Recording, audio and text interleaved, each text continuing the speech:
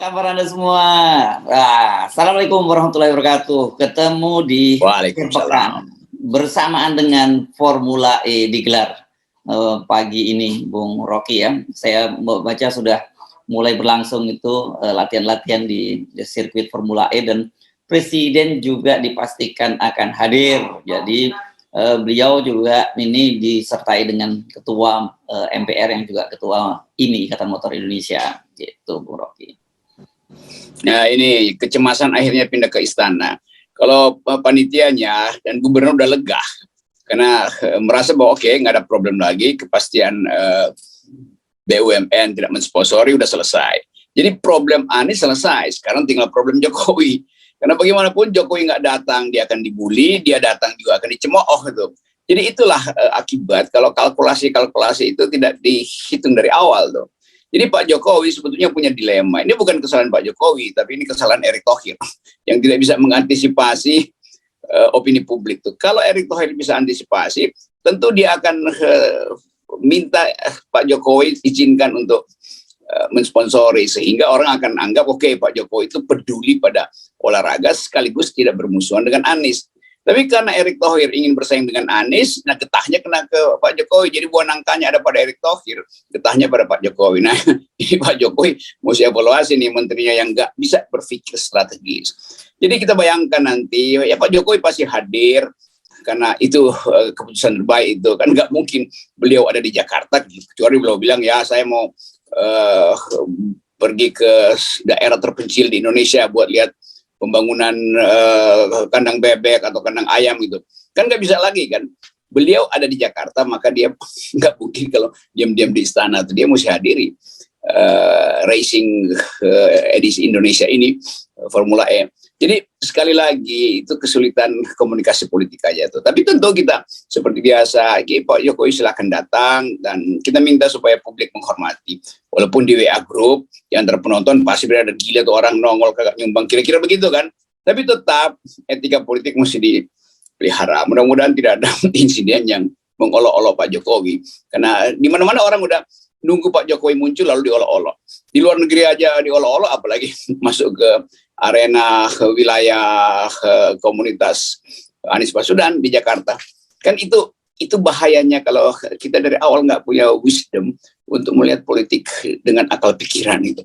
Hanya karena demi persaingan politik, lalu Pak Jokowi akhirnya kehilangan kemewahan dia sebagai kepala negara. Ini cuman problem BUMN yang pelit, kira-kira begitu. Saya jujur saya rada-rada ngeri-ngeri sedap ini menunggu momen ini. Mudah-mudahan saja skenario terburuk yang kita bayangkan itu tidak terjadi, ada kedewasaan gitu. Tapi namanya crowd gitu ya, itu kan nggak bisa kita hindari ya, kan seperti biasa kalau kita tahu ada satu yang teriak yang lain ikut teriak, atau ada satu yang lempar kemudian ikut yang lempar gitu. Itu yang bahayanya ya, karena itu kan memang di bawah sadar mereka sudah mengendap soal itu. Ya itu mestinya tadi malam Pak Muldoko atau penasihat presiden baca ulang psikologi masanya Labong gitu, supaya tahu bahwa begitu ada kumpulan massa itu akal sehatnya berhenti, karena orang akan mengaduk-aduk bagian dangkal dari manusia, yaitu keinginan untuk menguasai itu.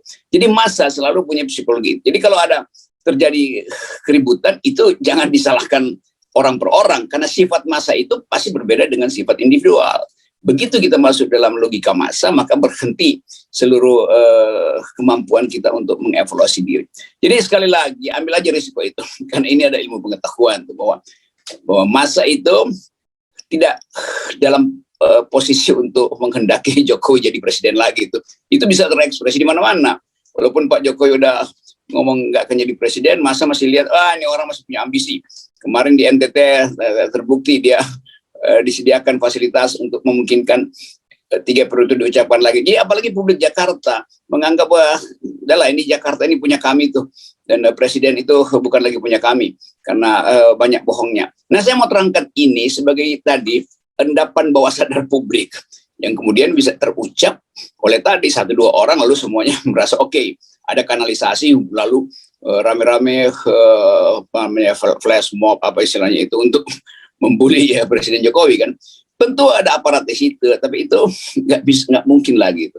Jadi sekali lagi hanya himbauan jujur dari kami FNN dan teman-teman supaya hormati Pak Presiden kalau beliau lagi ada di tempat itu, sebab nanti itu punya potensi untuk membelah bangsa ini lagi. Kalau kecemasan itu tidak bisa diatasi, maka kita anggap bahwa ya udah nggak ada gunanya membayangkan pemilu, karena pemilu juga akan masuk di dalam psikologi masa yang sama. Itu bahayanya sekali lagi kalau orang-orang sekitar presiden itu otaknya dangkal.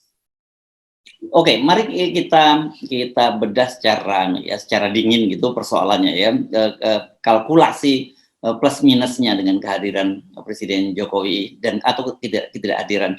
Saya melihat dua-duanya sebenarnya tetap merugikan Presiden Jokowi, tapi lebih ya kalau beliau hadir itu tetap untung lah gitu. Meskipun kemudian mulai dipersoalkan ini kenapa kemudian nanti Presiden ada Great Walk, kemudian juga akan menyapa para pembalap dan sebagainya gitu. Dan itu kan jadinya walaupun panggung sepenuhnya diberikan kepada Pak Jokowi, tetap saja orang menganggap itu sebagai panggung yang semu gitu. Ya, itu panggung semu itu akan diikuti oleh ucapan semu. Kira-kira begitu kan. Jadi bahaya beginian. Karena sebenarnya bisa disimulasikan di istana tuh. Kalau memang ada orang-orang yang paham tentang potensi kekacauan ini. Tapi semua orang sepertinya ingin menjebloskan Presiden Jokowi, bahkan orang-orang istana. Karena mereka nggak berada di dalam upaya untuk memperlihatkan dari awal Pak Jokowi kan udah datang dengan Anies. Oleh karena itu harus dipastikan event internasional ini mesti berlangsung. Supaya berlangsung mulus, maka negara harus bantu. Supaya dapat kejelasan, Presiden Jokowi mesti perintahkan Erick Thohir untuk keluarin uang. Ini bukan sekedar biaya teknisnya, tapi ini simbol bahwa BUMN itu jujur, BUMN itu tidak pilih kasih itu. Kalau sesuatu yang menguntungkan pihak kandidasi Jokowi, BUMN turun tangan. Kalau yang oposisi Anies, BUMN nggak mau bantu tuh. Padahal ini badan usaha milik negara, bukan milik pemerintah tuh. Di situ publik Jakarta bisa bedakan. Karena itu kemarahan publik Jakarta ya bisa muncul di dalam hiruk pikuk yang bersifat mengolok-olok nanti tuh. Jadi memang dilemanya di situ tuh, dan kita nggak bisa putuskan dilema apa, karena setiap momentum di mana ada massa itu bisa berubah setiap saat berdasarkan isu pertama yang diucapkan oleh orang pertama tuh di dalam stadion. Lain kalau di DPR, kalau ada gejala isu bakar melebar, ya dengan gampang satu orang yang pegang teknisi mikrofon dia matiin aja tuh, selesai problem. Saya membayangkan kira-kira gini lah posisi Pak Jokowi ini nanti kehadirannya. Kalau dia cuma hadir biasa saja, tidak melakukan apa-apa, ini jadi sebenarnya beliau tetap unwanted person gitu ya. Atau tapi kemudian kalau beliau berusaha tampil seperti biasa, jadi aktor, jadi center of attraction gitu, jadi pusat perhatian, nanti dia bisa unwanted actor gitu. Ini ada istilah dalam psikologi, bifurkasi ini di ujungnya dia mendua, akhirnya bifurkasi itu ke kanan atau ke kiri. Tapi dia bisa ambil sebetulnya terobosan itu. Dan itu tergantung kemampuan Pak Jokowi untuk membayangkan kalimat pertama yang akan diucapkan.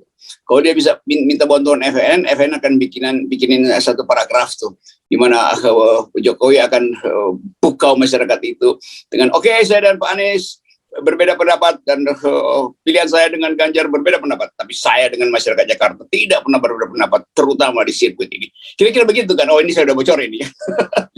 Jadi kalau begitu dengan gaya yang agak santai, Betawian, karena orang Betawi kan enak tuh kalau ngoceh-ngoceh itu selesai problem. Tapi ini versi FNN yang pasti dianggap hati-hati Pak Jokowi, ini jebakan juga nih. Itu kejujuran itu yang ada lagi di antara istana. Istana nggak mau konsultasi pada oposisi misalnya, cari ide, karena ide di istana itu terbatas, karena otaknya terbatas. Oke. Sebenarnya kerumitan politik semacam ini tidak perlu terjadi ya, karena ada kegiatan semacam ini kita mesti semacam selebrasi. Tetapi jujur saja gini, kalau kita mesti fair juga, ketika Pak Jokowi mempunyai event di sana di Mandalika, itu kan eventnya Pak Jokowi gitu ya. kubu sebelah ini, kubu mendukung, kubu oposisi juga mencerca cerca momen itu, padahal sama-sama momen olahraga nasional. Tapi yang ditujukan Anies berbeda pada waktu itu kan. Anies sendiri juga cukup datang dengan kelegaan, dia juga stand-nya DKI juga ada di sana, dan tentu saja dengan kehadiran stand itu memberikan sponsorship. Harusnya kan seorang pemimpin itu bisa bisa berada di luar apa yang menjadi dilakukan oleh para buzzernya atau para pendukungnya kan. Nggak harus kalau apa yang dilakukan oleh buzzer itu sejalan dengan para pemimpinnya. Tapi kalau kita lihat yang terjadi pada istana, justru buzzer itu kita bisa melihat indikasinya ya itu sebenarnya yang diinginkan oleh istana. Iya kan, masalahnya yang punya buzzer itu cuma istana. Kalau dianggap oposisi punya buzzer, iya itu buzzer yang volunteer. Nggak mungkin oposisi menyewa buzzer dengan uang.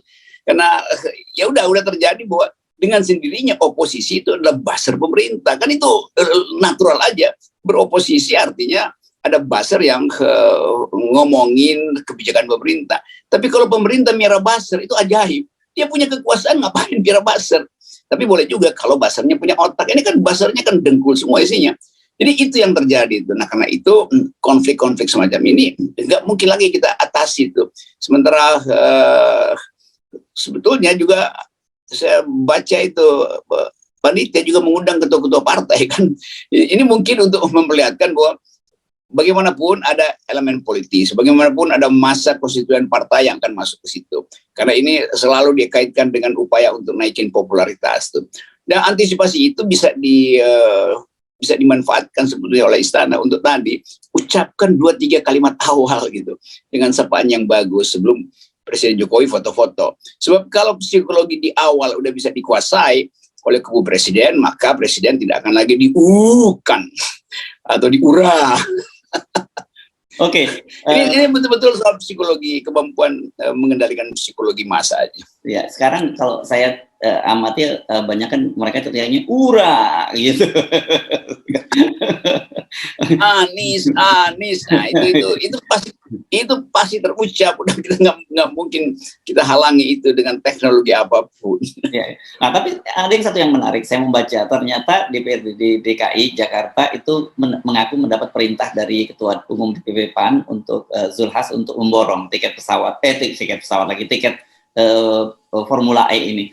Nah, ini menurut saya jadi satu indikasi yang menarik karena bagaimanapun juga kemarin kan PAN ini bergabung dalam koalisi Indonesia Bersatu gitu.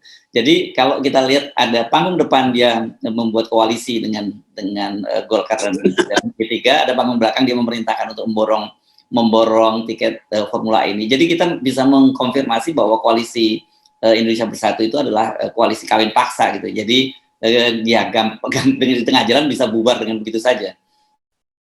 Itu dengan gampang millennials akan lihat itu. Ini borong demi apa itu?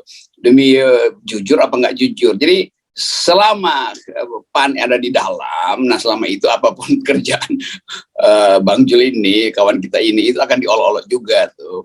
Apalagi nggak ada keputusan sebetulnya. Ini apa sih koalisi Indonesia Bersatu ini mau ngapain? Jadi poin kita selalu pastikan Anda mau di luar apa di dalam. Justru dalam keadaan sekarang. Kalau kemarin bisa siksa-siksa.